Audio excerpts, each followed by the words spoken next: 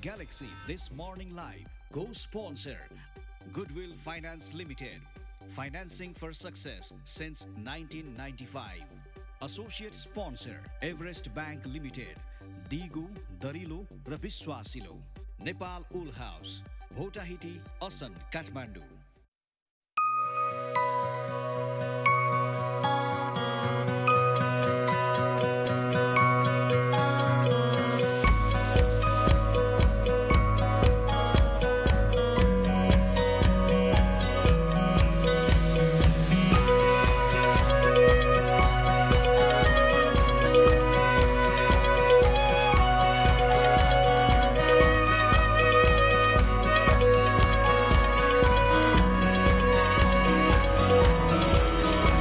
नमस्कार, सुप्रभात र आज मङ्गलबारको बिहानीमा यहाँहरूलाई समीर र म फेरि पनि एकदमै न्यानो न्यानो अभिवादन गर्दैछु। Samir welcome back. Welcome Sarita, तिमीलाई गुड मर्निङ। र आज सरिता आज हस्याङ फस्याङ गर्दै आज सोमा आएको थियो। सर तिम्रो के छ आज हस्याङ फस्याङ गर्नुको कारण के ल भन त? आज एकदम बिहानै एकदम हस्याङ फस्याङ। मङ्गलबार हो आज, फेरि विकेन्ड पनि होइन, कसरी आज तिमी आज यस्तो हस्याङ फस्याङ? विकेन्डमा त म सधैँ रातभरि पार्टी गर्छु। अनेस्टली समीर, यो किन खास भने मलाई कामै आउनु मन लाग्दैन कि the negative energy that you provide. सकेसम्म अलिकति लामै भए पनि घरै बस्नु जस्तो लाग्छ, त्यही भएर। ल हुन्छ, ठिकै छ। सरिताले आज प्रोग्राम सुरु गरिहाल्यो र आज भन्नुपर्दाखेरि 26 पोषको 26 र जनवरी 10 तारिक हामी मर्निङ सो सुरु गरिसकेका छौँ र आज यहाँलाई फेरि पनि स्वागत छ। हामी हस्याङ फस्याङ गरेर भए पनि एकदम एनर्जी लिएर भए पनि तपाईँलाई चाहिँ हामी चाहिँ पोजिटिभ एनर्जी दिन्छौँ। बिहान बिहान morning so this morning live भनेको तपाईँलाई सकारात्मक ऊर्जा दिने प्रोग्राम हो र हामीहरू त्यही हिसाबले अगाडि बढ्छौँ। सरिता ल अब कार्यक्रम सुरु गर्नलाई तिमी त रेडी नै होला? छैन ल, तिमी कार्यक्रम सुरु गर। हुन्छ ल, कुरा गर्नलाई किच गरेर बिहान बिहान कार्यक्रम चलाउने बेलामा सुरु गरौँ, कार्यक्रम सुरु गरौँ। There okay. आज मङ्गलबारको बिहानी फेरि पनि सूर्योदयको कुरा गरौँ। 6:56 सूर्योदय भएको थियो भने आज साँझ सूर्यास्त 5:26 हुनेछ। त्यस्तै गरेर अब ब्यान्टरिङ छैन, अरू प्रश्न सोध्नु छैन भने आज अलिकति कन्टेन्टतिर लाग्ने हो समीर? होइन सर, त एकदम अलि खास पनि हामी प्रोग्राम सुरु गर्दाखेरि जहिले पनि हामीहरू एक दुईवटा हाम्रो भएको इस्युजहरूमा कुरा गरौँ होइन। नर्मली अब हाम्रो मर्निङ सोमा एज यु नो सर त यत्रो वर्ष गरेका छौँ हामीले, अलिकति चाहिँ नि यहाँ के भइरहेको छ कुरा गर्नु जरुरी हुन्छ। म आज अलिकति एउटा कुरा भन्न चाहिरहेको छु कि मर्निङ सोमा तिमीले याद कति गरेको छौ, अहिले बेलम्चीको पानी आउनु थाल्यो। यो कति वर्षदेखि आउनु थाल्यो भन्ने आउने भनेको कुरा थियो, आउनु थालेको छ। अहिले ललितपुरमा तिम्रो काठमाडौँमा थाहा भएन, हाम्रो ललितपुरमा चाहिँ नि बिहानदेखि पानी बाटोभरि 3-4 दिन भइसक्यो पानी आएको आइछ। सडकमा बिहान पनि पानी छ, दिउँसो पनि पानी छ, बेलुका पनि पानी छ। यो पानी खेर गएको देख्दाखेरि चाहिँ मलाई यति माया लागेको छ नि, यसको कन्ट्रोल अब के पहिले नै प्लान गर्नु पर्थ्यो। अब पानी छ भन्दैमा फालाफाल पनि नगरौँ न, यहाँ मान्छे पानी खान पाएको छैन, त्यो कहाँ प्रब्लम छ सल्भ गर्नु पऱ्यो नि। एक दिन होइन, 2 दिन होइन, 4-5 दिन भइसक्यो त्यो सडकभरि पानी नै पानी बगाएर देख्दाखेरि चाहिँ नि अलिकति हाम्रो जिम्मेवारी घट्या हो कि हामीले एकअर्काप्रति जिम्मेवारी घटेको हो कि जस्तो लाग्न थालेको छ मलाई चाहिँ। अनि तिमीले एकदम सही कुरा भन्यो। कस्तो पनि धारामा हामीलाई पानीको थोपा भनेको एकदमै भ्यालुएबल छ, विशेष गरेर यो उपत्यकावासीहरूको लागि। अनि कहीँ त्यसरी पानी खेर गएको देख्दा तपाईँलाई पनि पक्कै पनि हुन्छ होला, कसैको ट्याङ्की ओभरफ्लो भएको देख्दाखेरि तिमीले गरेका छौ कहिलेकाहीँ ट्याङ्की ओभरफ्लो भयो भने घन्टी बजाइदिएर अथवा पानी खेर गयो है भन्ने यो हाम्रो एउटा ट्रेडिसनै जस्तो बनिसकेको छ, किनकि पानी खेर गएको हामी देख्न सक्दैनौँ। यो एकदमै भ्यालुएबल हो र तिमीले भनेको जस्तो यसरी बिहान साँझ धारामा नआएर किन यसरी ओभरफ्लो भएको होला, यसलाई किन नियन्त्रण गर्न नसकिएको होला? अब आज सो हामी सम्बन्धित व्यक्तिहरूलाई तिमीले उठाएको टपिक होइन र त्यही सम्बन्धित व्यक्तिहरूलाई हामी गुराङलाई हामी कुरा त्यस्तै उठाउनु पऱ्यो नि त। प्रोग्रामले गर्ने भनेको उठाउने काम हो।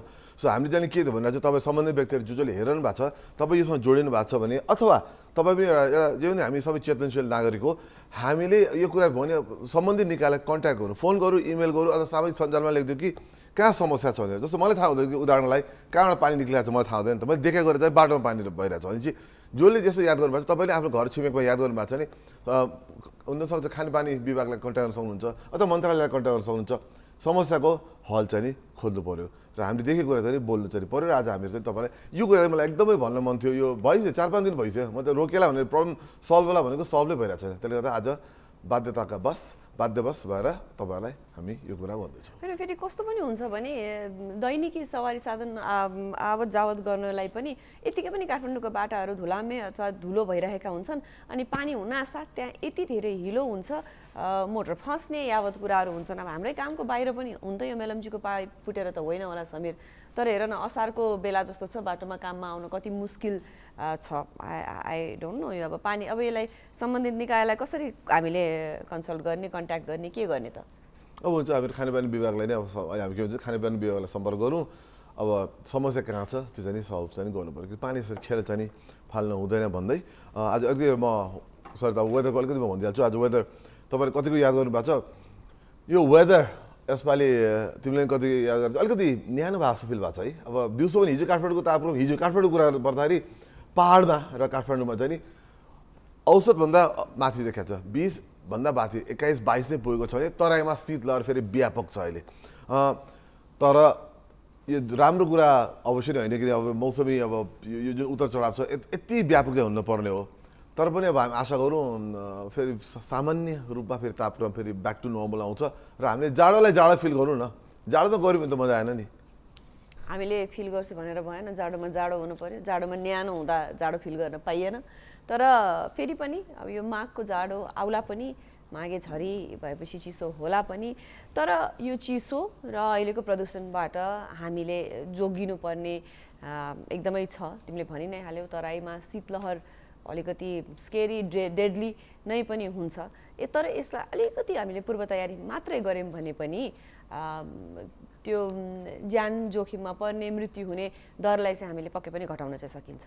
मैले मजाको कुरा किन गरेँ भने तिमीलाई टपिकमा जानु खोजिरहेको थियो। टपिकमा जानै पर्दा नि एउटा तराईमा अहिले शीतलहर एकदम चलिरहेको छ, त्यसमा शङ्का छैन। र कुरा के हो भने पाहाडमा बरु अहिले आनन्द छ। मैले भर्खरै भने तर पाहाडमा अलिकति तापक्रम न्यानो न्यानो भाव जस्तो फिल भएको छ। दिल्लीमा उदाहरण म तपाईँलाई दिन्छु है, दिल्लीमा अहिले दिउँसोको तापक्रम 16 डिग्री बल्ल तल्ल पुग्छ भने काठमाडौँमा 21-22 छ भने चाहिँ अहिले त हामीहरू एकदम राम्रो ठाउँमा छौँ। तर शीतलहरले तराईका विभिन्न जिल्लाहरूलाई एकदमै प्रभाव परेको छ। तराईमा जान साथै जाने एकदमै गाह्रो छ अहिले, जनजीवन प्रभावित छ। तर यही बेला हो कि हाम्रो स्थानीय सरकार हामी जुन प्रदेशमा प्रादेशिक संरचनामा जुन गएको छौँ, स्थानीय संरचनामा गएको छौँ, अब त स्थानीय सरकारले यस्तो कुरामा चाहिँ ध्यान दिनु पऱ्यो।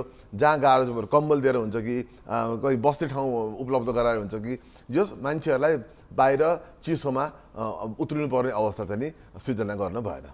यो तराईमा चाहिँ फेरि शीतलहर मात्र नभइकन वायु प्रदूषणको जोखिम पनि एकदमै बढेको भनेको पनि छ। हामीले बारम्बार सुनि पनि राखेका हुन्छौँ। यो चाहिँ के त्यो शीतलहरमा झन् धेरै आगोहरू बाल्ने धुवा बाल्ने त्यसले गर्दा हो वायु प्रदूषण भएको के कारण हुन सक्छ? त्यो पनि कारण हो नि। शीतलहरमा अब जाडो हुन्छ आगो बाल्छ, आगो बाल्दा साथै धुवा हुन्छ, धुवा भनेको प्रदूषण हो। त्यसमाथि पनि शीतमा पानीका कणमा तपाईँको डिजल पेट्रोलको ग्यासको कण के अरे पदार्थ रोकिन्छ अड्किन्छन्। यी सबै कुराले गर्दाखेरि फेरि कस्तो चाहिँ शीत भने चाहिँ तल बस्छ कि माथि जान सक्दैन।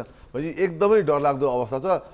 त्यसले गर्दाखेरि यो चाहिँ अब स्थानीय सरकारले जनस्वास्थ्यको मापदण्ड अपनाउनलाई अनुरोध गर्नुपर्छ र केही सामग्रीहरू पनि दिनुपर्छ। जस्तो मास्क दिने हो कि के त मास्क दिने हो कि अथवा घरभित्रै बस्नलाई आह्वान गर्ने हो कि अथवा अब आगो नबाला कसरी भन्नु जाडो छ मान्छेहरूलाई, तर कुनै अरू तरिकाहरू कुनै केही अरू सामग्री उपलब्ध गराउने हो कि ग्यास उपलब्ध गराउने हो कि यी सबै कुरा चाहिँ स्थानीय सरकारले एकदमै ध्यान दिएर यसमा चाहिँ हेर्नुपर्ने हुन्छ। होइन यसो सरसर्ती नै हेर्दाखेरि हामी यो फिल्डमा विज्ञ त होइनौँ, तर कहिलेकाहीँ हुन्छ भने समस्याको समाधान कति सहज छ भनेको जस्तो पनि देखिन्छ कि प्रायः जस्तो कतिजनाको अब न्यानो भनौँ न एउटा रुफ नहुन सक्छ, छत नभइसकेको खण्डमा हामीले यत्र धेरै भ्यू टावर्सहरू यी सिमेन्टका के कहिले बाघ कहिले जुनार कहिले करुवा कहिले कान बनाउँछौँ।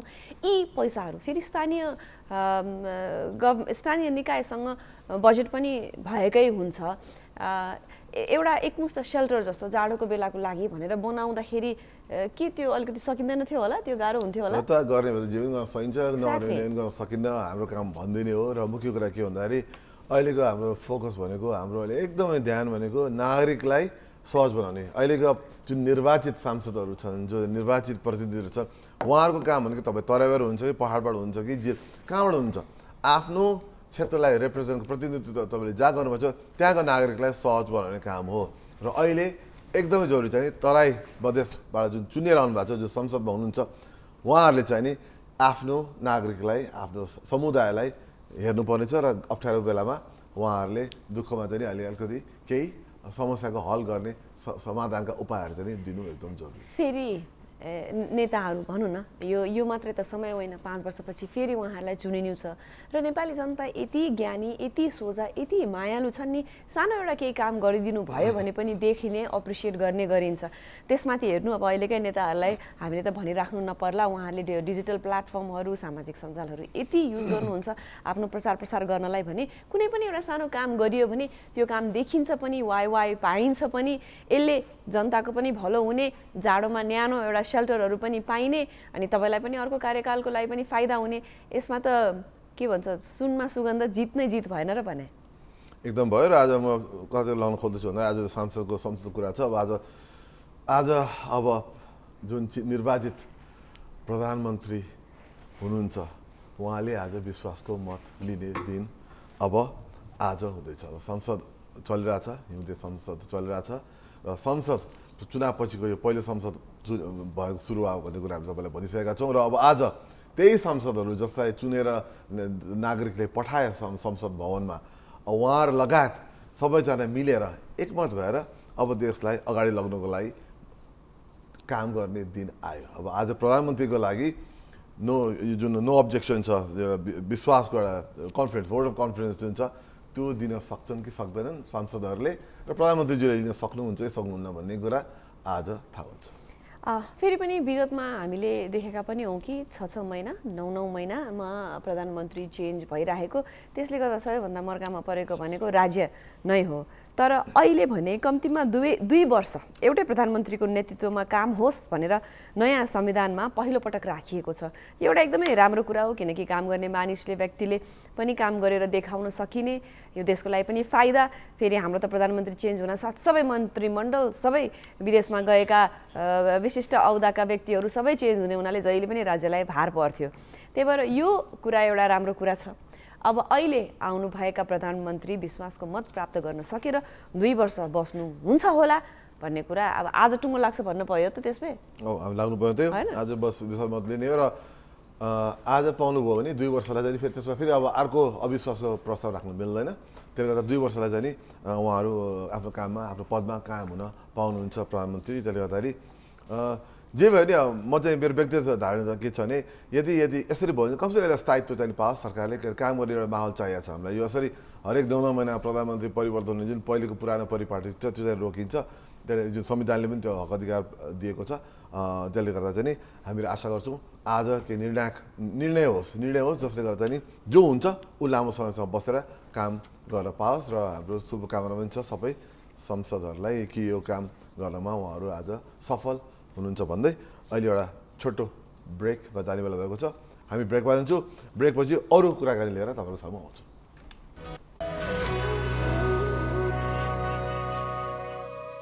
Goodwill Finance, financing for success since 1995. Goodwill mai cha vishwas janta ko, Goodwill mai ho sathi safalta ko.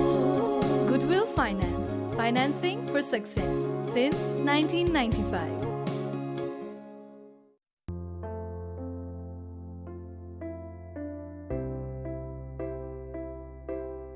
हरेक दिनको हिसाबले साना साना इच्छा पूरा हुन्छ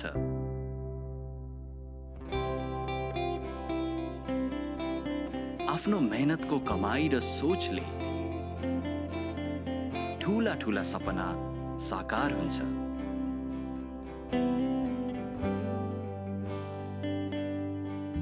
हिजो गरेको जोहोले आजको जीवन सुखद हुन्छ थोपा थोपा पानीले विशाल सागर बन्छ थोरै नै किन नहोस् बचत गर्ने बानी बसालौं एभरेस्ट बैंक दिगो दरिलो र विश्वासिलो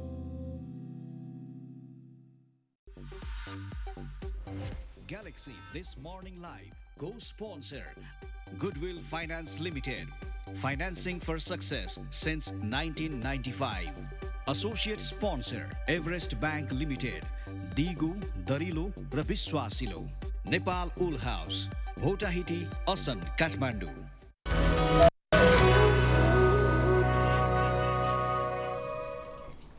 यो छोटो ब्रेकपछि यहाँलाई पुनः स्वागत छ ग्यालेक्सी दिस मर्निङ लाइभमा। आज मङ्गलबारको बिहानी समीर र म यहाँ सामु उपस्थित भएका छौँ र भएन भने भएन र राम्रो हुँदा आहा कति राम्रो भयो भनेर भन्न चाहिँ हामी कहिल्यै पनि बाँकी राख्दैनौँ भन्दै वेलकम ब्याक। त्यो सर त मुड अनुसार हुन्छ मान्छेको होइन तर रमाइलो कुरा के छ मुड भनेको फ्लक्चुएट हुन्छ के समीर। बुझ ठिक छ सर हैन, तिमीले त पाउँछौ कस्तो पनि अब हुन्छ मर्निङ भने शोमा मुडलाई कस्तो चिजले एग्रिभेट गर्छ तपाईलाई। पोजिटिभली एग्रिभेट गर्दा त्यो मुड रिल्याक्स हुन्छ भने न्याउ न्याउ न्याउ गर्दा त्यो मुड अफ हुन्छ। त्यही मुड अफ नगर न सप्रस्तुताको। यो व्यक्तिगत कुरा आफ्नो ठाउँमा राख्नु सर त हैन। व्यक्तिगत कुरा सुरु नगर न त तिमी टेलिभिजनमा। सुन सर अब आज प्रोग्राममा अड्लो पहिला कुरा सुरु गर्ने त्यसलाई एन्ड नगर्ने गर्नुहुन्न के समीर। ठिक छ हैन। अब यसो मर्निङ शोमा हामी आज एक दुईवटा अरु टपिक पनि छ मर्निङ शो नै हो यो। हो नि इभिनिङ होइन।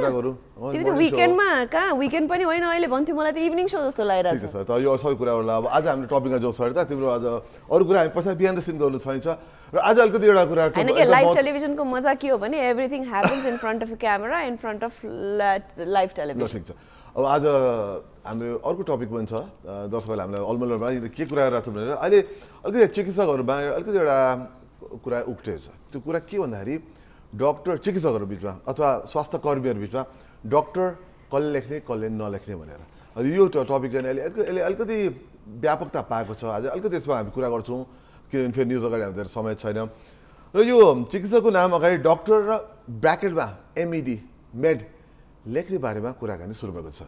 तिमीलाई के लाग्छ यो जुन आयो नि पहल यो ठिक हो यो हुनुपर्छ जस्तो लाग्छ कि के लाग्छ तिमीलाई आफ्नो व्यक्तिगत धारणा? म ठिक बेटिक भन्दिनँ किन म चिकित्सा शास्त्रमा छैन सर त होइन त्यसले आफ्नो फिल्डमा म त्यसलाई बोल्न चाहन्न तर एउटा विदेशमा लेख्ने चलन छ।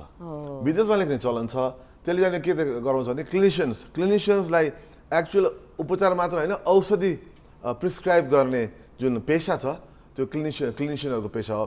त्यो पेसालाई चाहिँ अलिकति छुट्याएर राख्दा चाहिँ राम्रै हुन्छ किन भन्दा कहिले अलि आपतकालीन अवस्थामा डाक्टरै चाहिने जसले स्वास्थ्य उपचार र औषधि दिन सक्ने अवस्था चाहियो भने जस्तो प्लेनमा हुनसक्छ अरू कुनै भ्रमणमा हुनसक्छ कतै ठाउँमा हुनसक्छ त्यस्तो बेला चाहिँ हो उहाँ डक्टरै हो उहाँले उपचार गर्न सक्नुहुन्छ भनेर जनाउन चाहिँ त्यसले मद्दत गर्छ। So I think it's actually very useful भन्छु मेरो विचारमा। त्यो चाहिँ खास छोटो भ्यालु देखेको चाहिँ यो चाहिँ किनभने हामीहरू जस्तो सर्वसाधारण नझुक्युन् भन्नलाई पनि यो लेख्न एकदमै जरुरी छ। हामीलाई कस्तो थाहा हुँदैन पनि कुन मेडिकल फिल्डको को फिजियोथेरापिस्टको को एनेस्थेसियन यो के पनि कति कुराहरू हामीलाई थाहा न अथवा को पिएचडी डक्टर त्यो पनि हामीलाई थाहा हुँदैन। डक्टर भन्न साथ हामी के बुझ्छौँ भने लौ न डाक्टर साहब मलाई त यस्तो रोग लाग्यो हामी त त्यो भनि नै हाल्छौँ। त्यही भएर एमएडी लेख्न साथ हामी जस्ता अबुझ धेरै जस्तो हामीहरू छौँ जसले डक्टर भन्न बित्तिकै मेडिकल डक्टर बुझ्छौँ हामीलाई पनि क्लियर हुन्छ र तिमीले भनेको जस्तो इमर्जेन्सी बेलाहरूमा सबै कुरामा थाहा हुन्छ र मेडिकल डक्टर्सहरूलाई पनि आफूले यति दुःख गरेर मेहनत गरेर पढेको जानेको कुरामा आफ्नो मेडिकल डक्टर हो भनेर त्यो नामको अगाडि डक्टर पछि लेख्नु एकदमै सही हो जस्तो लाग्छ मलाई। मैले फेरि बोल्न किन पनि मिल्यो भने म न क्लिनिसियन न डक्टरेट होल्डर न मेडिकल डक्टर मैले चाहिँ एउटा लेम्यान्स टर्मको बोली मलाई चाहिँ त्यस्तो भए पनि ठिक हुन्छ होला जस्तो लाग्यो भनेर भनेको समीर।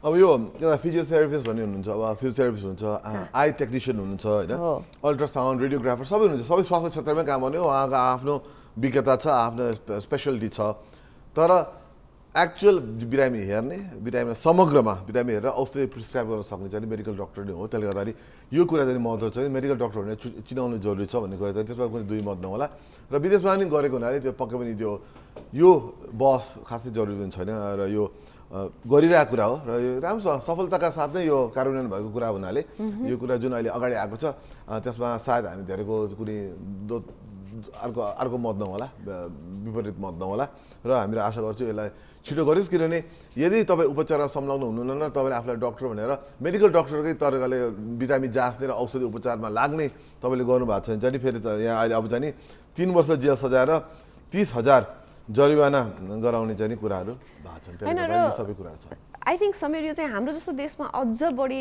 जरुरी किन छ जस्तो लाग्छ भने अलिकति सहरमा बस्नुहुने बुझ्नेहरूले त सोध्नु पनि होला बुझ्नु पनि होला। तिमीलाई थाहा छ गाउँतिर त जो पनि डक्टर नै भनेर विश्वास गर्नुहुन्छ गाउँमा बस्नुहुनेहरूले औषधि पनि लेखिदिने सोध्ने गर्ने हुनाले यति एउटा हुनासाथ र यसरी जुन 3 वर्ष जेल र जरिवानाको कुरा गरिएको छ त्यसले उहाँहरू नै पनि अलिकति चनाखो पनि हुनुहुन्छ जस्तो लाग्छ। यो राम्रो कुरा एकदम चित्त बुझ्यो मलाई चाहिँ।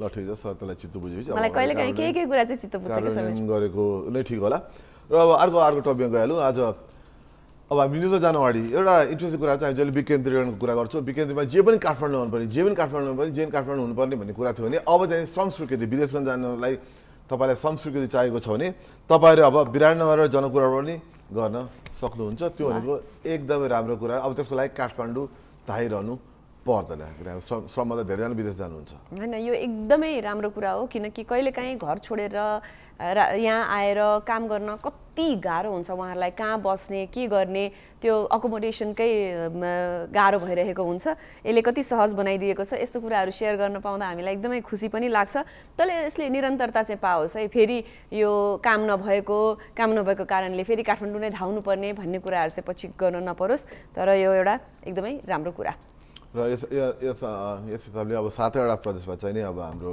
यो संस्कृति दिन पाउँछ भन्ने कुरा चाहिँ अब तपाईँहरूको सामु राख्न पाउँदा खुसी लागिरहेको छ र अर्को कुरा चाहिँ कि यो अनलाइनबाट हुन्छ अब समस्या के चाहिँ अनलाइनबाट हुँदा भन्न साथै मलाई त डर लाग्छ अहिले भने किन भन्दाखेरि अनलाइनमा चाहिँ नि हामी देखिसकेको छ पासवर्डमा के भयो पासवर्ड अनलाइनबाट गर्दै भन्दाखेरि अस्ति सर्भर बिग्रेर पासवर्ड दिने क्रमै रोकेको छ आवेदन फर्म नै भर्न सकेको छैन मान्छेको कति गाह्रो छ यो अनलाइन भन्छ नेपालमा किन संसारमा अनलाइन र डिजिटलमा प्रवेश गरिरहेको छौँ हामी चाहिँ फेरि अनलाइनमा जाने साथ एकदम मुटु ढुटु हुन्छ हालत खराब छ यो पासपोर्टमा भएको समस्या जुन सर्भर बिग्रेर भयो भनेको समस्याको चाहिँ अब यो फेरि वितरण आइतबारदेखि पुनः सुरु भएको छ र तिमीले भनेको जस्तो आजकल कतिवटा ठाउँहरूमा जान्छौँ ब्याङ्किङहरू हामी डिजिटली गर्छौँ कति ठाउँमा गयो भने खायो भने हामी अनलाइन पेमेन्टहरू गर्छौँ तर त्यो सर्भर ढिला भएर त्यो कुरिराखेर स्योर नभएर फोन नम्बरहरू छोडेर पुरै कहिलेकाहीँ त नागरिकतादेखि लिएर 3 पुस्ते छोडेर फर्किनु पर्ने पनि हुन्छ यो कन्भिनियन्स चाहिँ अझै पनि त्यति छैन तर पनि सुरुवात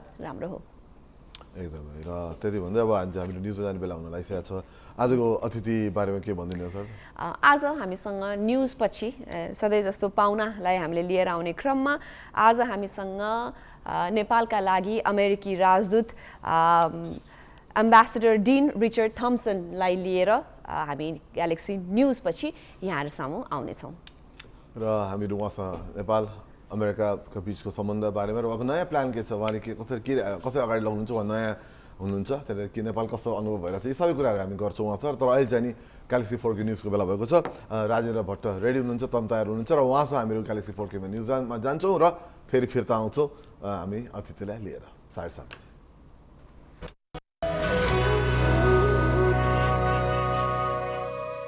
Goodwill Finance, financing for success since 1995. Goodwill mai cha vishwas janta ko, Goodwill mai ho sathi safalta ko. Goodwill Finance, financing for success since 1995. Galaxy This Morning Live co-sponsor Goodwill Finance Limited. Financing for success since 1995. Associate sponsor Everest Bank Limited. Digu, Darilo र विश्वासिलो. Nepal Wool House. Bhotahiti, Asan, Kathmandu.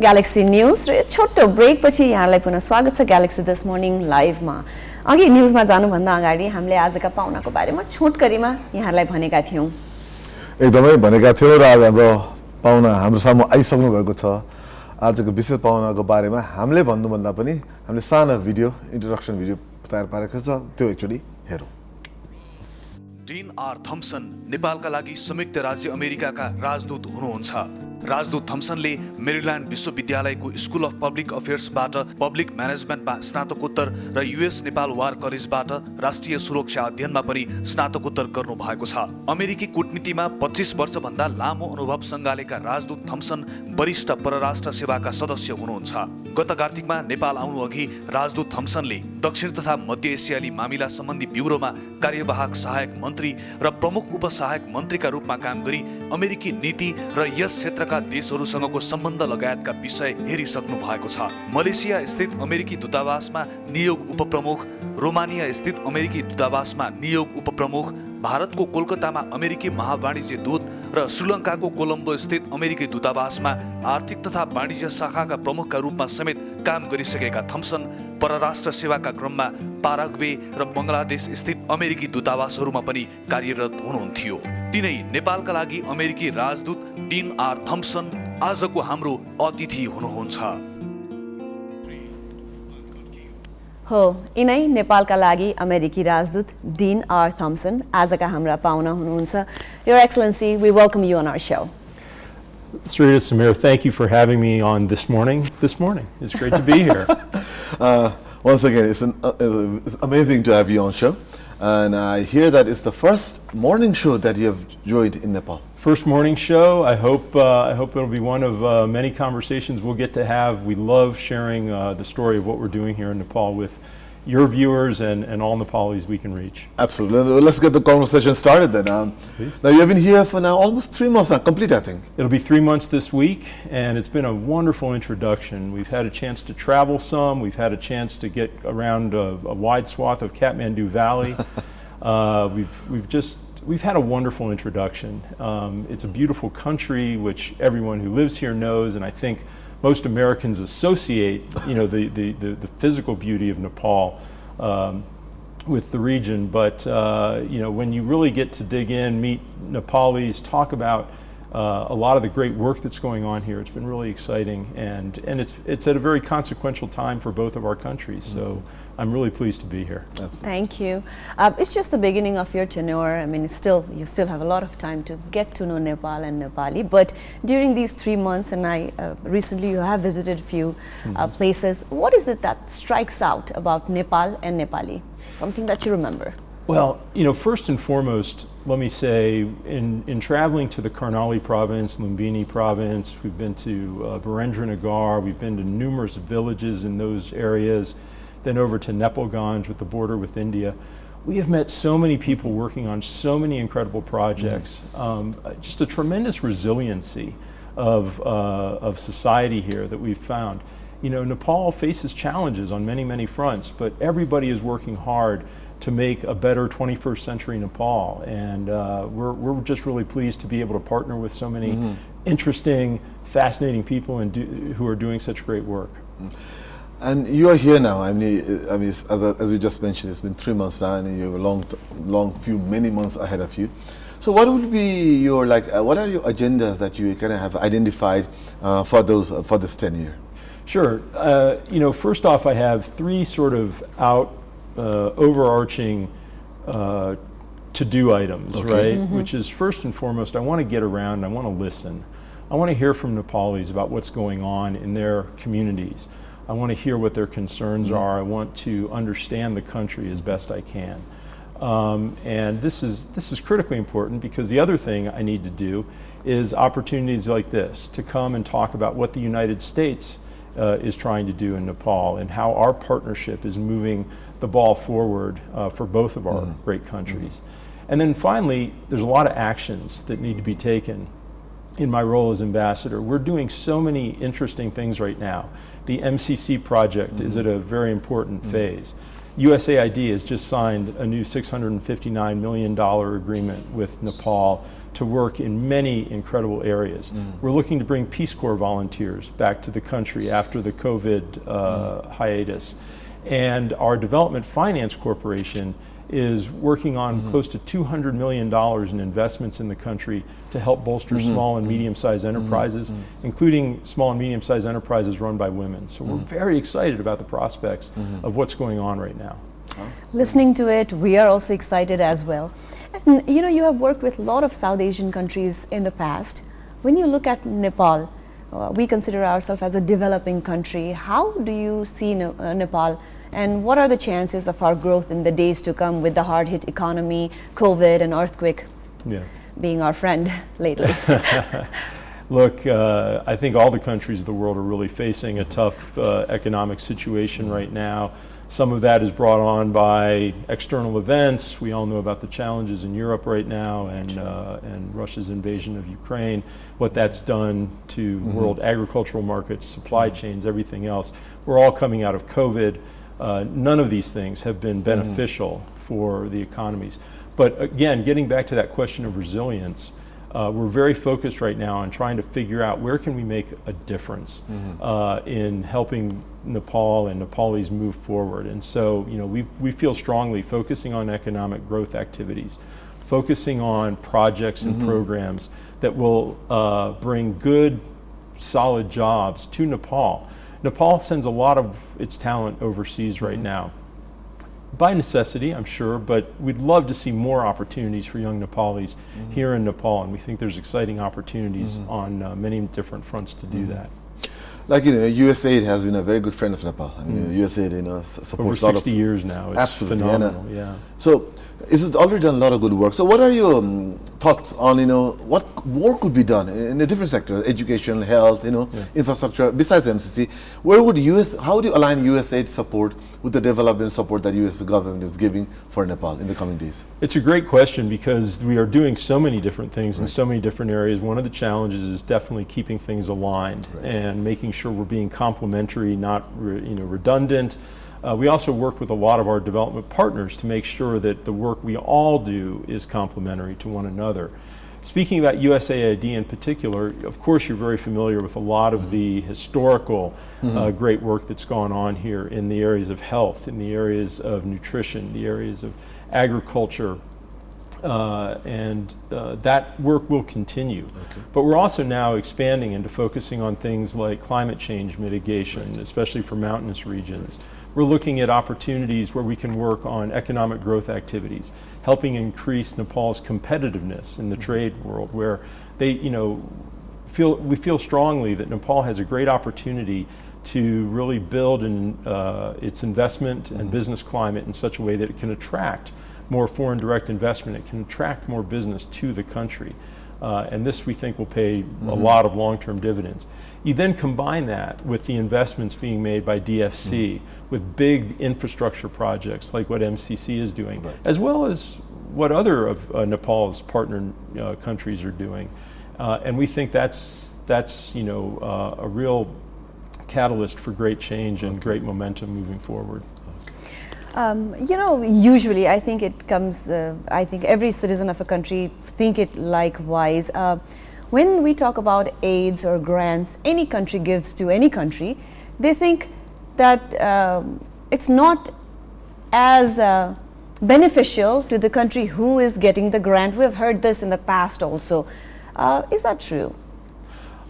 Look, we try very hard to make sure that all of our activities are focused on either specific projects, specific communities, with very tangible outcomes tied to them. And so in a lot of my recent travels, I was so excited to see, for example, in Karnali province, a lot of the model farms that have been put together, or work we've been doing with community health workers to form groups of new mothers to help them adjust to this new phase of life that they're entering and provide good nutrition and good health care for their new children. I saw incredible work being done in agricultural development, putting new technologies into small plot farms to enable them to really expand their output and start to realize additional income from what used to be subsistence level farming. So all of those things I think are hugely beneficial. As we look at the MCC project, one of the points we've tried to make over and over again is this is grant money. This is a direct investment by the United States of America into the infrastructure of Nepal. I see no other way to describe it than as a benefit to the country. And so I would say absolutely, we try very hard to focus on it, but we always want these things to be driven by Nepalis. We want to have a strong partner that knows what it wants to get out of that assistance and is working with us for what's in their own best interest. And we have that in Nepal. And how's MCC coming along? I mean, where are we right now? Just so that audiences are more aware. We're in a really important phase right now because we've, of course, come through the ratification process. Everybody is now moving forward towards implementation. We have a set phase called entry into force. That should happen this coming summer. And at that point, the clock starts ticking, 5 years to complete the whole project. So right now, the MCA, the Nepal government-led portion of the project, is engaged in all of the efforts that need to be finalized before you can get to entry into force. So they're securing the land rights, they're working on the procurement processes, all of those administrative type of tasks. But then once we're able to break ground, we're very excited because I think we're talking about projects that in their construction phase could lead to up to 10,000 jobs around the country. And sort of then in perpetuity, once they're completed, thousands of jobs will be provided as a result of that work. Okay. We're impressive. Do you have any questions before we go to break? No, I think we should go to a break Okay, and then we will. So we'll just go to a small break, but हामीहरू अहिले छोटो एउटा ब्रेकमा जान्छौँ. ब्रेकपछि फेरि एम्बेसडरलाई सँग फिर्ता हामीहरू आउनेछौँ. अहिले छोटो ब्रेक.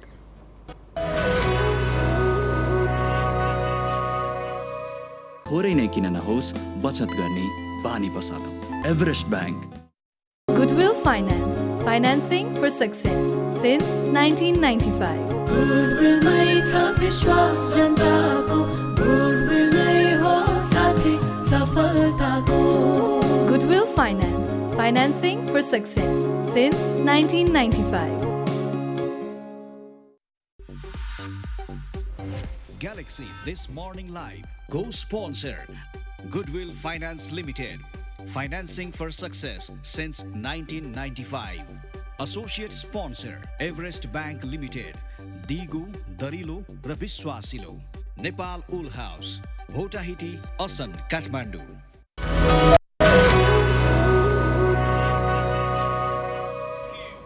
यो छोटो ब्रेक पछि पुनः स्वागत छ ग्यालेक्सी दिस मर्निङ लाइभमा र आज हामी नेपालका लागि अमेरिकी राजदूत डिन आर थम्सनसँग कुराकानीको क्रममा छौँ. आउनुहोस् अझै हाम्रा केही कौतूहलता उहाँसँग राखौँ.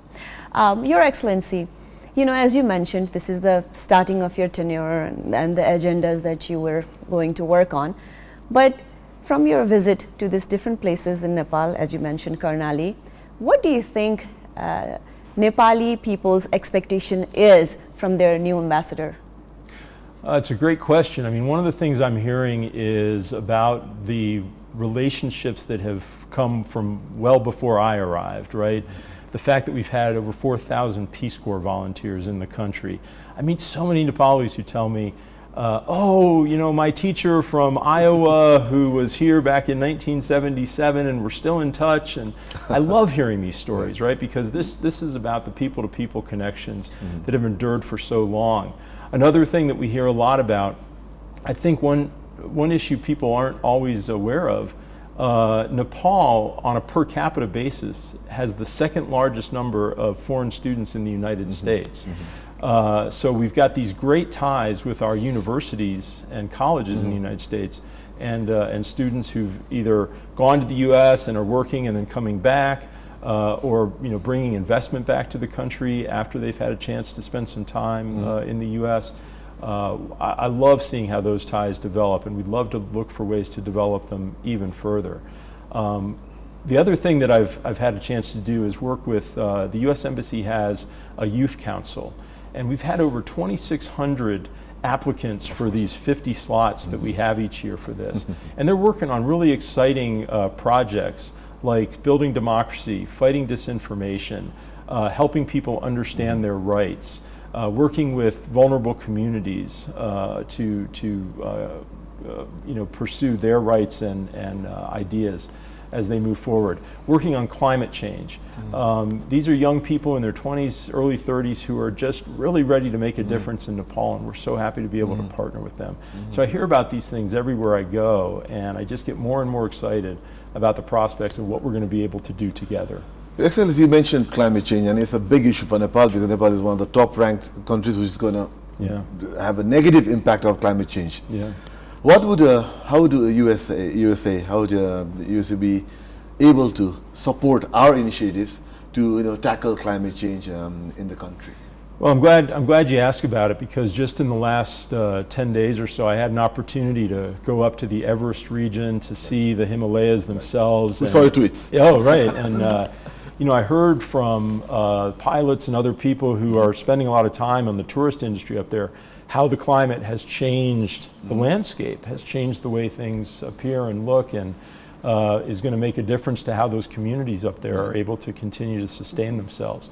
So I think, as we look at it, we'll try to look at it from a very holistic standpoint. What is it Nepal is working on? What are they able to do?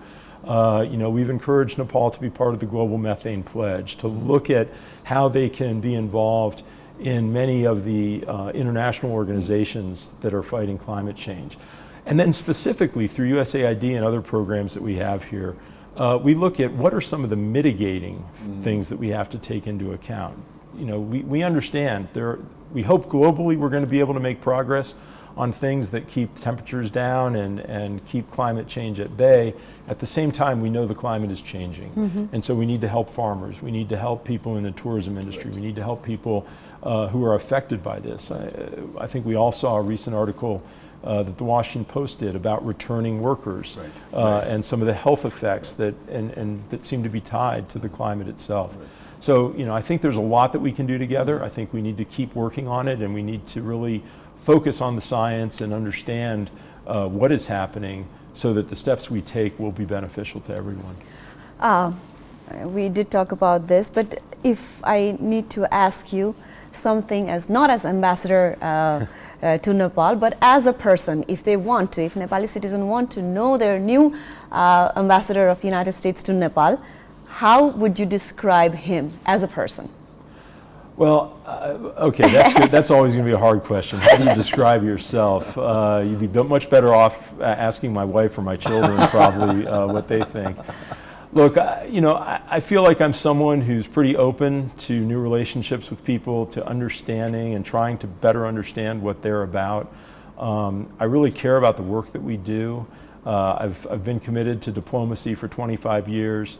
I think one of the absolutely underlying beliefs that I have is that everybody wants to make the world a better place, to make their country a better place, and that by pursuing our interests on these fronts, we can work together to do those things. And so I'm committed to doing that here in Nepal and building this partnership even further. Okay, Samir, I'm going to re-ask this question once again because I don't think I got the answer. Like, what do you do in your free time? What are the places that you like to visit? Sure. What is it that you enjoy? What kind of food do you like? Right. In short. So I love food from all over Asia. I've loved being introduced to Nepali momo culture. I've enjoyed dal bhat and different types of achar. Recently I was introduced to lapsi achar, which is going to be a real tough thing on my waistline, I think. I'm a big tea drinker. Masala chai is definitely one of my daily pleasures. And then in a general sense, I love being outside for sports activities. I'm a golfer. I love to ride bikes. I know you and I have talked a bit about that, and I hope to be able to keep doing those things. But also, you can't help but be in Nepal and realize I'm going to have to develop more of an affinity for hiking, trekking, and getting around to see more of the beauty of this country. But yeah, I think those give you some ideas.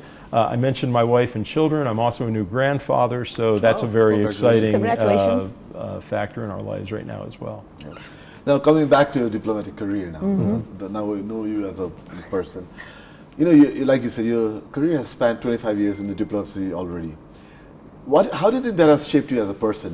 Coming from the starting, going back to the days when you first started, now you're in Nepal, after so many years. How has that impacted you as a diplomat, in the career?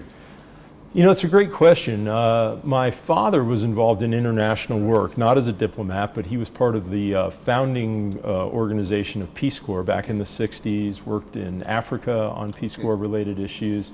And so growing up, international issues were always kind of a part of the household conversation. Once I got to college and realized I was interested in pursuing these things further, he was really instrumental in introducing me to the whole concept of the diplomatic corps and the foreign service. And so I think, as you go through, you come out of university and you think you know so much. And then you enter the diplomatic service and you get posted around the world and you meet so many interesting people doing so many interesting things, and you can't help but be affected and start to see your viewpoint and your horizons broaden and broaden and broaden. And so that pretty soon the narrow sets of philosophies and ideas that you thought should dictate everything are open to many more possibilities. And so that's one of the most exciting things about this job is even now, 25 years into it, I'm still discovering new things. I'm still meeting new people. I'm still growing my worldview as a result of it. Okay, wow. This is just out of curiosity. You know, we've always seen America has been seen as one of the most powerful countries in the world for in the past so many years. How does America see Nepal? Because in a world map, we're a very small country. I mean, okay, sure. On a world map, it's a small country. You're in a very geographically fascinating area between India and China. You know, there's lots going on in this region. But one of the things I really like to reinforce for people is that being a small country doesn't mean being a small presence or a small or having a small economy. Nepal's population is very similar to, say, Canada, Australia. Many countries that are you know, playing a vital role around the world. And so that's one thing we'd like to continue to do is look for ways for Nepal to exert its influence and be a real force for positive momentum in the world on so many different fronts where we share interests. We've already talked about climate change. We've talked about building a stronger democracy. Nepal has been a great participant in President Biden's Summit for Democracy project, and we hope to see that continue as well. So I think there's so much happening that we can work on together, and I know we will going forward. This following up on Sarita's question, U.S. is one of the largest democracies. We know U.S. for its democratic principles and values. Yeah. How should Nepal, I mean, as a friend of Nepal, you're also ambassador, how should Nepal move forward in ensuring that democratic practices are in place in the coming days? Because we are going through a lot of political changes, you know. Sure, we all are. I mean, and we're seeing democracy, you know, sort of being under threat all around the world, including in the United States. We've had some issues in the past couple of years that we've had to deal with. So we're very focused on this question, and we're very excited about where we are. I was really pleased to be able to be here to witness the most recent national elections in Nepal, to see a free and fair process go forward, to watch the government formation, to see the will of the Nepali people recognized and realized is a great opportunity and really a great honor. Look, fundamentally, I think what all countries need to do is focus on building those democratic institutions and making sure the accountability structures are in place so that democracy delivers for the people of each individual country. People go to vote, and they go to vote with expectations. So it's really important that politicians be listening and understand what it is people want, what it is they're looking to see, and then start to answer that question. But at the same time, they need to lead. When there are issues out there that people aren't focused on, they need to raise the profile of them. So again, all the issues we've talked about today, it's important for policymakers to be sensitive to those and working to come up with good policies that meet the needs of the people on those fronts. As the new government is forming, actually today, we're very hopeful that some changes for good will happen. And you know, earlier while we were discussing, you mentioned that we're trying to build a good platform so that our youths do not have to go to foreign countries to work. So if Nepal needs to focus on few things, let's say 5 things, what would be those 5 things that we could do good to build our economy, to keep our youths here, to have a good education system? What are the 5 things that we need to work on or focus on? Yeah, well, first off, I'm not sure I'm the world's expert on what Nepal should do, especially after being here for 3 months. But I will say there's a few areas where we have sought to be a partner because we think that things will make a big difference. MCC is a perfect example of one of them, and that is infrastructure, right? Continuing to develop the transportation network, the electrical network here. Nepal has some real natural advantages in the tourism sector, in the renewable energy sector.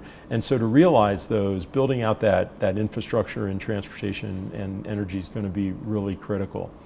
Building a more inviting business climate and investment climate, I think, is also going to be very important. Making sure that Nepal looks around the world and says, who's competing for the investment dollars that are out there? Who's competing for business interests? And where can we compete and what can we do? So what policies do we put in place?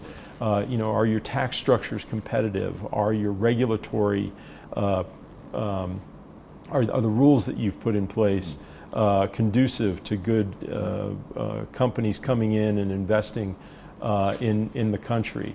Are you providing equal treatment to national companies and foreign investment that comes in? All of these, I think, are areas that are critical. And then finally, of course, another area we work on a lot is health and education, and making sure that you have a strong, well-prepared society to deal with the challenges that come ahead. I think those are going to be some of the fundamental things that help the country grow. Thank you. Very interesting. Now, we are come to the end of the program. Before we end, question for, again, I'm going back to you now as a person. What are you going to do for the next rest of the tenure? What are the things you want to do in Nepal besides diplomacy, besides your job? What do you want to do? Outside of that, well, I spend a lot of time on the job, so I have to think about balancing it out. But no, certainly getting around as much as I can. I want to visit all the provinces. I want to make sure that I have had a full opportunity to really experience Nepal from sort of across the country, up and down, north to south, and see everything that this country has to offer. I know you didn't want to talk about it, but another area we've been very involved with is the Ambassadors Fund for Cultural Preservation, yes. And of course that sort of spawns both or spans both personal interest as well as professional work, and so continuing to work in those areas and learn from all the people that are working on those projects, I think is going to be exciting. Anything else? No, Samir, I can see that you have that on our small token of love. It says, you're here, we're happy. You. Well, thank you नेपालीमा so तपाई much. आउनुभयो हामी दङ्ग पर्यो. That's what Sarita just said. Thank you for coming to our show. Thank you for having me. I hope we can do this again. Absolutely, we look forward to that. Definitely, definitely. So we would like to thank the ambassador, and now अहिले सानो हामी छोटो ब्रेकमा जान्छौँ. Brake पछि सरिता र म चाहिँ आउँछु हाम्रो गेस्टलाई बिदाई गर्दै हेर्दै गर्नु होला ग्यालेक्सी दिस मर्निङ लाइभ.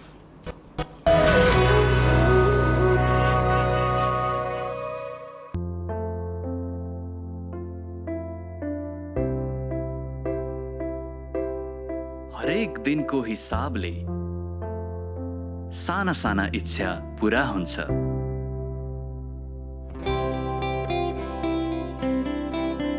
आफ्नो मेहनतको कमाई र सोचले ठूला ठूला सपना साकार हुन्छ.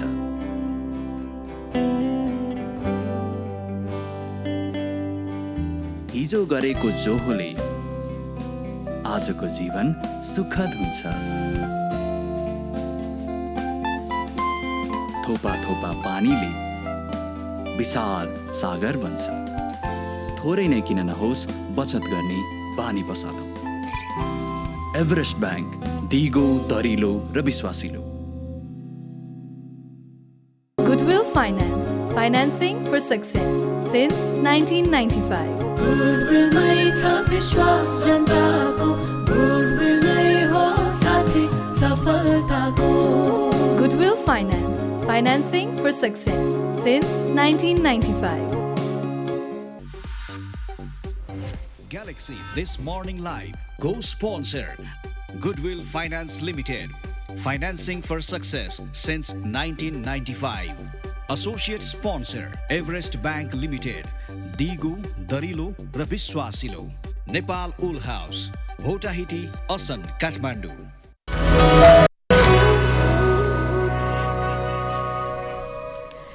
अतिथिसँगको रमाइलो कुराकानी र छोटो मिठो ब्रेक पछि फेरि हामी हाम्रै रेगुलर डेस्कमा आइपुगिसकेका छौँ. आज यो मङ्गलबारको बिहानीमा. Sameer, welcome back. एकदम सरिता, र हामी सोझै अर्को सेगमेन्टमा गइहाल्यौँ र अहिले बेला भएको छ Nepal airlines presence today in history. Today in History, brought to you by Nepal Airlines. हुन त हामी नेपालीलाई रेल चढ्ने भन्ने सपना नै होला. हुन त हाम्रो भौगोलिक बनोटलाई रेल भएको भए सहज हुन्थ्यो भन्ने पनि सुनिन्छ. तर पनि हाम्रो देशको कुरा नगरिकन यदि हामी विदेशको कुरा गर्ने हो भने समीर, आजकै दिन 1863 मा द ट्युब भनेर चिनिने रेलवे, अन्डरग्राउन्ड रेलवे ओपन भएको थियो. एकदमै, र यो एकदमै युजफुल मोड अफ ट्रान्सपोर्टेसन पनि हो. र यो चाहिँ कस्तो भने अब म हालसाल सिङ्गापुर गएको थिएँ, त्यहाँ पनि एकदमै व्यापक छ। त्यसै अब हाम्रै छिमेकी भारतमा पनि एकदम व्यापक छ, चलिरहेको छ। विभिन्न देशमा जहाँ बेलायतको अलिकति इन्फ्लुएन्स थियो त्यहाँ चाहिँ एकदमै धेरै यो अन्डरग्राउन्ड जमिन मुनतिरको जुन मेट्रो सिस्टम चाहिँ नि चलेको पाइन्छ र एकदमै सहज हुन्छ। जसले गर्दा सार्वजनिक सवारी साधन यो धेरै अरू बाटोघाटोमा गुड्ने साधनभन्दा त्यसलाई घटाउनलाई मद्दत गर्छ र त्यसले चाहिँ ठाउँ ठाउँमा छिटोभन्दा छिटो पुग्नलाई मद्दत गर्छ। बेलायतले सुरु गर्यो, युरोपभरि नै छ। आज चाहिँ 1863मा पहिलोपटक बेलायतमा सुरु भएको रहेछ। त्यसबाट त्यो सुरुवात एकदमै राम्रो रह्यो। अब तिमीले अहिले आएर वर्ल्ड वाइडले यसलाई के भन्ने एडाप्ट गरिसके भन्दै गर्दा त्यतिखेर सुरु भएको चाहिँ प्यारिङटनदेखि फेरिङटन भन्ने ठाउँसम्म जम्मा 6 किलोमिटरको दूरीमा यो सुरु भएको रहेछ र त्यतिखेर पनि 30,000 भन्दा बढी प्यासेन्जरले त्यो ट्युब रेलवे ट्राई गरेका रहेछन्। अब अहिले आउँदाखेरि त रेस्ट इज हिस्ट्री भने हुन्छ वर्ल्ड वाइड। अहिले 11वटा लाइन छ, 11वटा लाइन र अब 50 लाख ट्राभल पर डे को हिसाब छ भने चाहिँ एकदमै छ र नेपालमा पनि अब गर्न नसक्ने होइन। अब हामी आशा गर्छौँ काठमाडौँ र ललितपुरका मेयरहरूले पनि अस्ति बसेर कुरा गर्नुभएको छ यस बारेमा। म यसमा सम्भावना देख्छु, म यसलाई नराम्रो भन्दिनँ। मेट्रो एकदमै युजफुल हो, खालि नेपाल जस्तो अलिकति भौगोलिक हिसाबले अलिकति यो भूकम्प जाने ठाउँमा चाहिँ अलिकति विचार पुऱ्याएर बनाउनु पर्ला, तर चाहिन्छ जस्तो लाग्छ मलाई। अब यो के अरे ट्युब रेलवे अब अन्डरग्राउन्ड चाहिँ मलाई त्यतिको थाहा छैन, तर यत्तिकै पनि कम्युट गर्नको लागि नेपालका पहाडहरूमा चाहिँ रेल भयो भने सहज हुन्छ कि जस्तो चाहिँ फेरि लाग्छ होइन। सुनिएको पनि हो खै अब यसो हेर्दाखेरि पनि इन्डियाका कतिका पहाडहरूमा भएका देखिएका हुनाले हुनसक्छ र कृपया हाम्रो जीवन अवधि कालमै रेल देख्न पाइयोस्, त्यति एउटा धोको छ, अरू खासै केही छैन। रेल त छ, जनकपुरबाट हिँड्छ, तर अन्डरग्राउन्ड चाहिँ नि हेर्न पाइयोस् भन्ने कुरा। मेट्रोलाई हामीले बुझोस् प्राथमिकता राख्नु राम्रै होला। र त्यति भन्दै अब हामी अर्को टपिकमा जो छ आज पहिलो संयुक्त राष्ट्रको पहिलो जेनरल एसेम्ब्ली भएको दिन हो, जुन 1946मा विश्वयुद्ध 2 सकेपछि। आजकै दिनमा यो चाहिँ 1946मा general assembly of UN form भएको थियो। यसले 51वटा देशलाई इन्कल्केट गर्छ। अब यो चाहिँ पोलिसी मेकिङ, युएनहरूको पोलिसी मेक गर्नेदेखि लिएर विभिन्न देशहरूमा भएका अहिले आउँदाखेरि कतिवटा देश छन् समीर? त्यतिखेर 51वटा देशबाट सुरु भएका थिए। थपगढ भइरहन्छ, अहिले ठ्याक्कै भन्नुपर्दा 193 छ। ओके, तर पहिले 51वटा देशहरू थिए र बेलायतमा थियो त्यो। तर पछि अमेरिकामा अथवा थाहा छ चाहिँ न्युयोर्कमा अहिले छ। न्युयोर्कमा गएर तपाईँ UN बिल्डिङ पनि हेर्न जान सक्नुहुन्छ। एउटा टुरिस्टको लागि पर्यटक स्थल पनि बन्द गएको छ। तपाईँ बाहिर गएर के ठाउँ हेर्न सक्नुहुन्छ तपाईँले। जस अहिले अब UN भनेपछि तपाईँलाई थाहा छ संसारभरिको देशहरूलाई एक ठाउँमा ल्याएर शान्तिलाई चाहिँ अगाडि लग्ने, शान्तिपूर्ण वातावरण बनाउने, एकअर्कालाई मद्दत गर्ने, राम्रो भाइचारा निभाउने भन्ने जुन सोच लिएर बनेको UN हो। अब त्यस हिसाबले काम गर्न सकेको छैन। अब रुस युक्रेनको लडाइँले पनि देखाउँछ, विभिन्न लडाइँहरूले देखाउँछ, तर हामी आशा गर्छौँ कि त्यो चाहिँ नि जसको लागि स्थापना गरेको त्यसको लागि नै अगाडि बढ्न सकोस्। फेरि पनि युएनको प्रिन्सिपलको बारेमा कुरा गर्नु पर्दाखेरि मेन्टेनिङ इन्टरनल पिस र सिक्युरिटी तिमीले जुन भन्यौ त्यो नै छ। र कहिलेकाहीँ यस्ता युद्धहरू हुँदाखेरि खै त युएनले के गर्यो भनेर प्रश्न चिन्ह बारम्बार आउने चाहिँ यही कारणले गर्दाखेरि हो। एकदमै।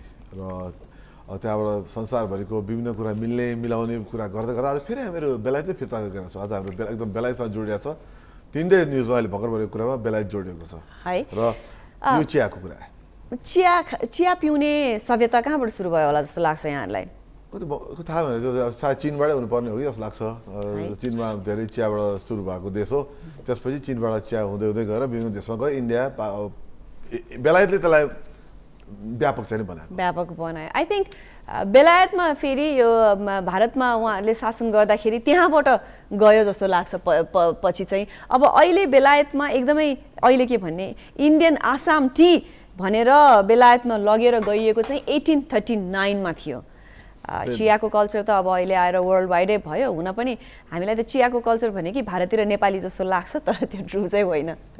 पहिले इस्ट इन्डिया कम्पनी भन्ने जुन बेलायती संस्था थियो, एकदमै बलियो संस्था थियो। भारतमा पनि त्यो नै इस्ट इन्डिया भएर छिरेर भारतलाई कन्ट्रोल गरेको भनेर भनिन्छ।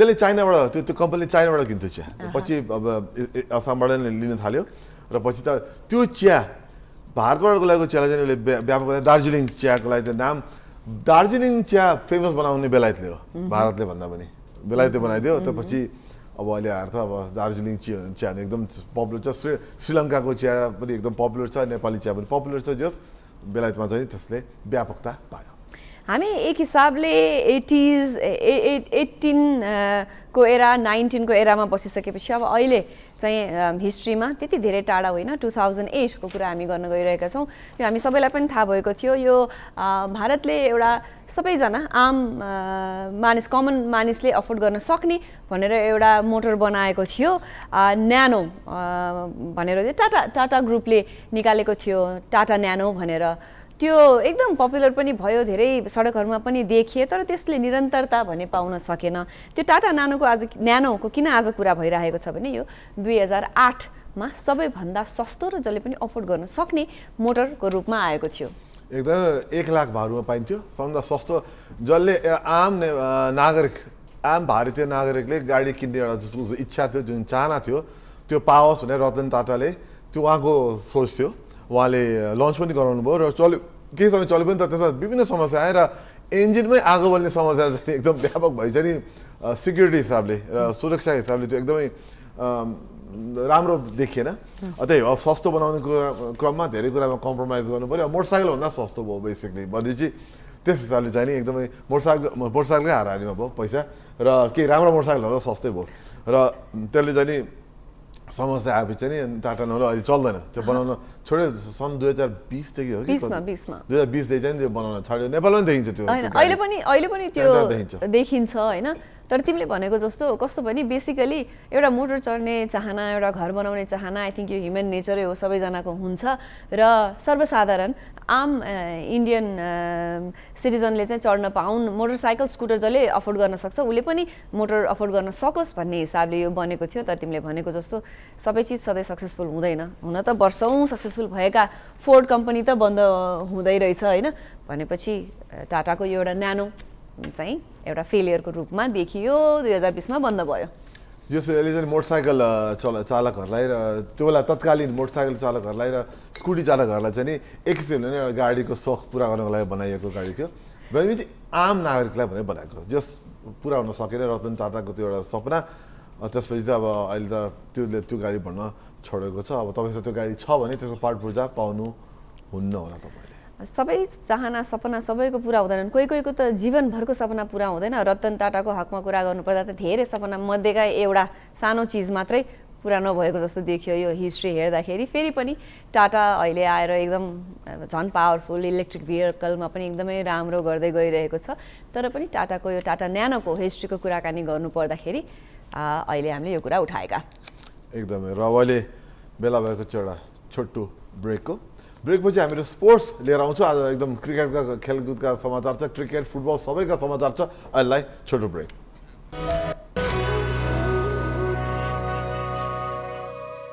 Goodwill Finance, financing for success since 1995.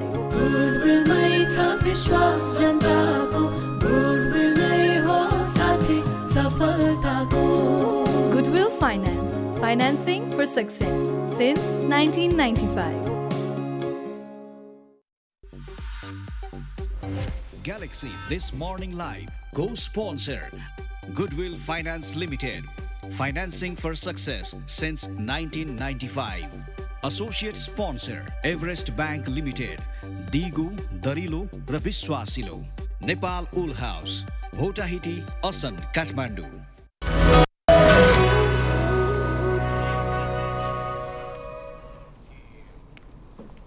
यो छोटो ब्रेक पछि यहाँलाई पुनः स्वागत छ ग्यालेक्सी दिस मर्निङ लाइभमा अब हामी स्पोर्ट्स सेक्सनमा आइसकेका छौँ समीर एकदमै छ र अहिले हाम्रो अब क्रिकेटको अलिकति कुरा गरौँ अहिले हाम्रो नेपाल T20 क्रिकेट लिग भइरहेछ बिहाइन्ड द सिन जतिकै अलिकति तमासा भइरहे तापनि खेल मैदानमा चाहिँ क्रिकेट एकदम राम्रोसँग भइरहेछ र एकदम प्रतिस्पर्धात्मक खेलहरू भइरहेछ तर भन्दै पर्दा त लुम्बिनीले एकदमै राम्रोसँग खेलिरहेछ अहिले एकदम शक्तिशाली नै टिम देखेछ हिजो भएको खेलको बारेमा अलिकति केही भन्नुपर्ने जरुरी होला हिजो विराटनगर सुपर किङ्स र काठमाडौँ नाइट्स बिचमा खेल भएको थियो र एकदमै एकतर्फी खेल भएको देखियो हिजो विराटनगर सुपर किङ्सले 99 रन्सले काठमाडौँ नाइट्सलाई जित्यो र आज अब हिजो जितेको विराटनगर सुपर किङ्स र जनकपुर रोयल्स बीच खेल हुनेछ र आज भएको खेलले डिसाइड गर्नेछ फाइनलमा को जानेछन् भनेर एउटा कुरा भने भोलि होइन जनवरी 11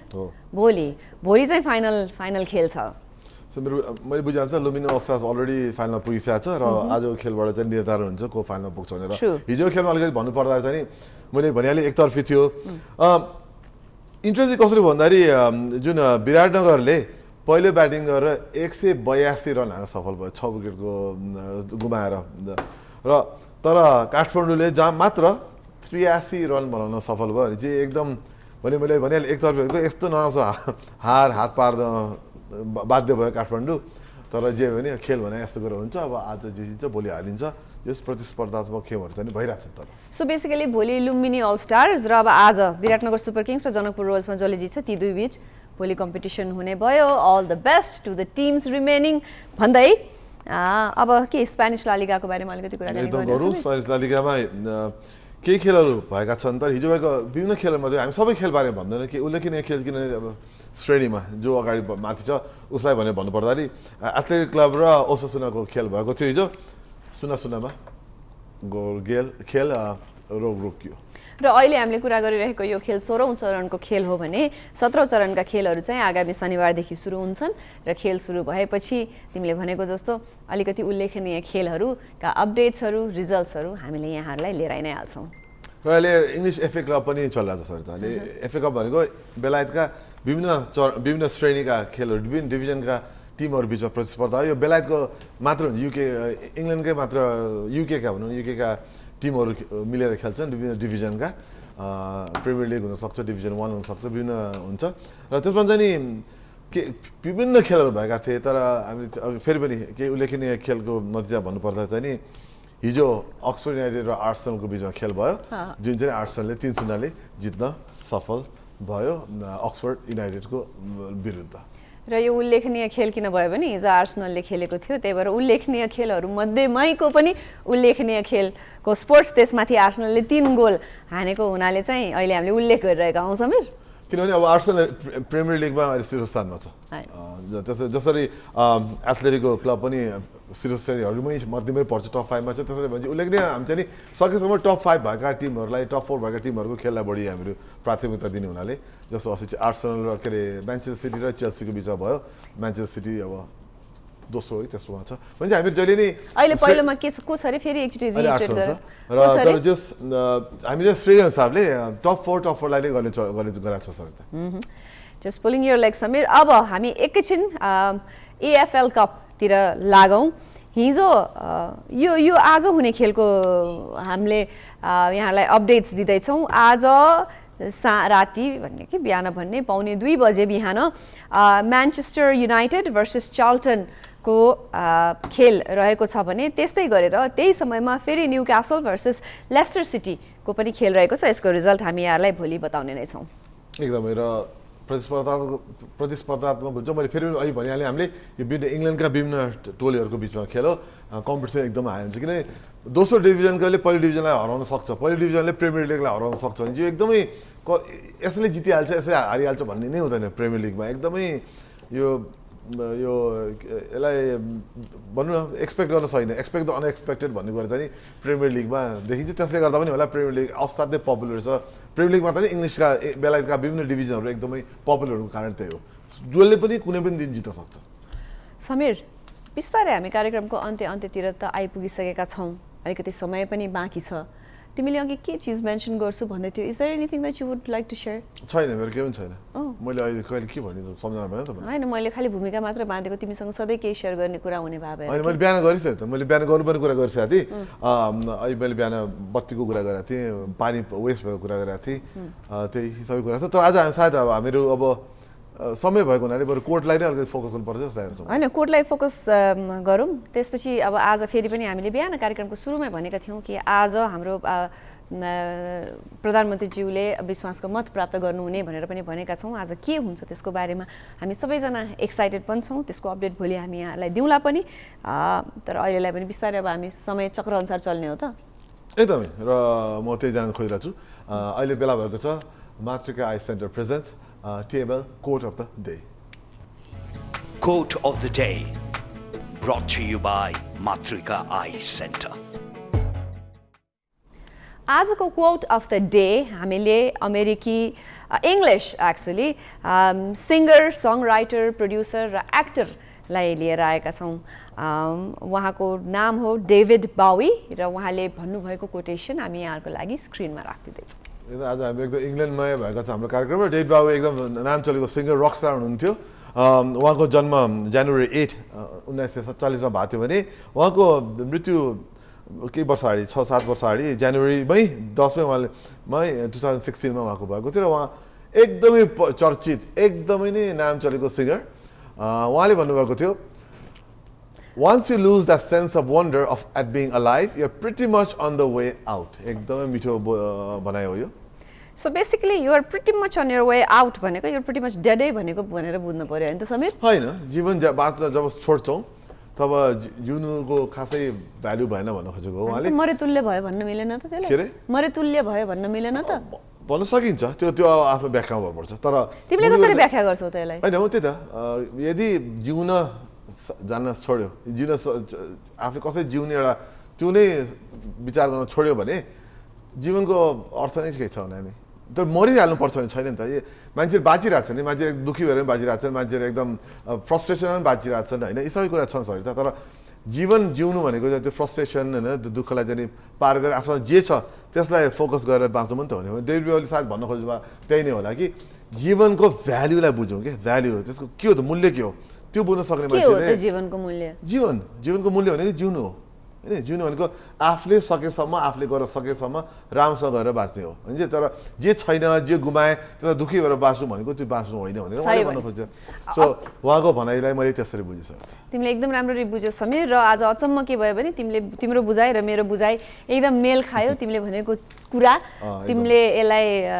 उल्थाजुन गर्यौ त्यो एकदम सही हो जीवन भनेको जीवन एकदम राम्रो पनि छ उतार चढाव भएन भने त फेरि जीवनै भएन पनि सो उतार चढावलाई आत्मसात गरेर यो ब्युटिफुल मोमेन्ट्सलाई ब्युटिफुली लिएर जीवन ब्युटिफुली बिताउनुस् भने मैले पनि एकदमै भन्यो र त्यति भन्दा अब हाम्रो जीवन बिताउने क्रममा हाम्रो कार्यक्रमले पनि विश्राम दिनुपर्छ तर भोलि बात पाउँदैन हाम्रो सामाजिक सञ्जालका केही हाम्रो ह्यान्डलहरू छ तपाईँको सामु हामी राख्दैछौँ बोल्दा बोल्दै जसमा चाहिँ तपाईँले हामीलाई सम्पर्क गर्न सक्नुहुन्छ हामी टिकटक फेसबुक ट्विटर इन्स्टाग्राम सबैमा छौँ हाम्रो कार्यक्रममा भएका कन्टेन्टहरू र बिहाइन्ड द सिनहरू पनि के रमाइला कुराहरू के भए सबै नरमाइला पनि हुन्छन् कहिलेकाहीँ त समीर जरुर त्यो हेर्नुहुन्छ त्यो चाहिँ तपाईँले हामीलाई सामाजिक सञ्जालमा हेर्न सक्नुहुन्छ भन्दै अब आज हामीहरू बिस्तारै अब हामीहरू जाने बेला भइसकेको छ सर तपाईँलाई थ्याङ्क यू हाम्रो इन्टायर टिमलाई धन्यवाद र तपाईँ दर्शकहरूलाई धेरै धेरै धन्यवाद हेरिदिनु भएकोमा भोलि बिहान 6:30 बजे तपाईँको सामने आउँछौँ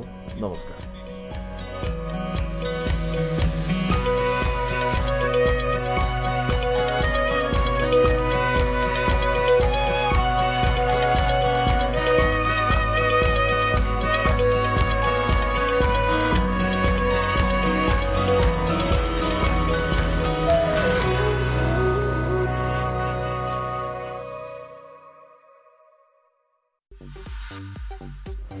Galaxy This Morning Live co-sponsor Goodwill Finance Limited, financing for success since 1995. Associate sponsor Everest Bank Limited, Digu, Darilo र विश्वासिलो. Nepal Wool House, Bhotahiti, Asan, Kathmandu.